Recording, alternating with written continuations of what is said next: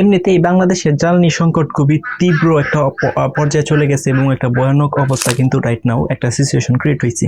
তার মাঝে কিন্তু আরেকটা ব্যাড নিউজ আইছে এবং একটা দুঃখের খবর আসছে, সেটা হচ্ছে বাংলাদেশের জ্বালানি সংকট। তো আপনারা জানেন কি পরিমাণ ভোগান্তি হচ্ছে বাংলাদেশের সাধারণ মানুষ।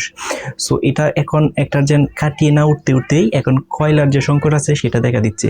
সো কয়লা কিন্তু একটা ইম্পর্টেন্ট ফ্যাক্ট বাংলাদেশের জন্য, কারণ কয়লার মাধ্যমে কিন্তু ম্যাক্সিমাম বাংলাদেশের যে বিদ্যুৎ কেন্দ্রগুলো আছে এই বিদ্যুৎ কেন্দ্রগুলো কিন্তু এই কয়লার মাধ্যমে রান হয় এবং বিদ্যুৎগুলো যেন উৎপাদন হয় সেটা কিন্তু কয়লার মাধ্যমে।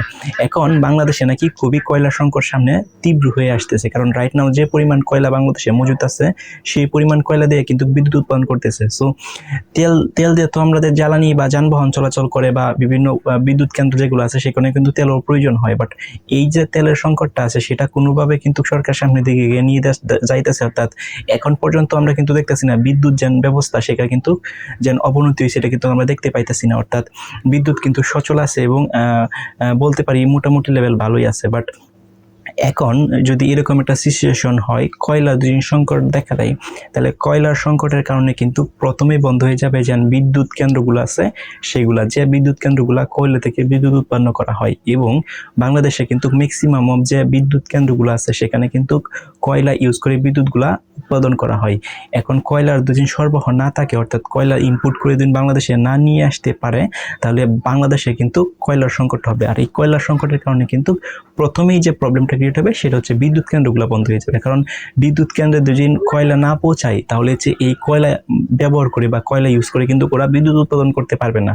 সো বিদ্যুৎ উৎপাদন যদি না করতে পারে তাহলে লোডশেডিং কিন্তু বেড়ে যাবে।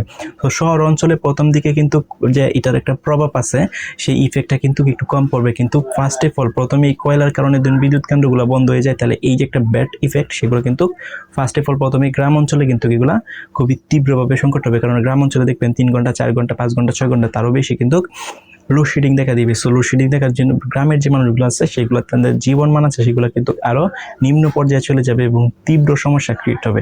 সো এরকম সিচুয়েশন যতদিন চলতে থাকবে সেই ব্যাড ইফেক্টটা কিন্তু আস্তে আস্তে শহর অঞ্চলে পড়বে, কারণ শহর অঞ্চলেও তখন কিন্তু বিদ্যুৎ লোডশেডিং হতে থাকবে। কারণ যেহেতু কয়লা আসবে না দিনের পর দিন বা কয়লার যে জ্বালানি আছে সেটা সংকট দেখা দিবে, তারপরে দেখা যাবে যে শহর অঞ্চলে কিন্তু বিদ্যুৎ সাপ্লাই করা আর সম্ভব হচ্ছে না। তো শহর অঞ্চলে যদি বিদ্যুৎ সাপ্লাই করা কোনোভাবে সম্ভব না হয়, অর্থাৎ সামহাও কোনোভাবে যদি শহর অঞ্চলে 3 ঘন্টা 4 ঘন্টা ইভেন 5 ঘন্টা পর্যন্ত বিদ্যুৎ লোডশেডিং থাকে, তাহলে শহর অঞ্চলের যে শিল্প কারখানাগুলো আছে সেগুলো ডেফিনেটলি শাটডাউন হয়ে যাবে। সো শিল্প কারখানা যদি শাটডাউন হয়ে যায় বা বন্ধ হয়ে যায় তাহলে সেখানে যেন পোশাক খাত আছে পোশাক তৈরি হবে না, পোশাক না হলে যেন পোশাক রপ্তানি করে বাংলাদেশ সরকার যেন একটা বৈদেশিক মুদ্রা অর্জন করে সেটা কিন্তু অর্জন করা সম্ভব হবে না।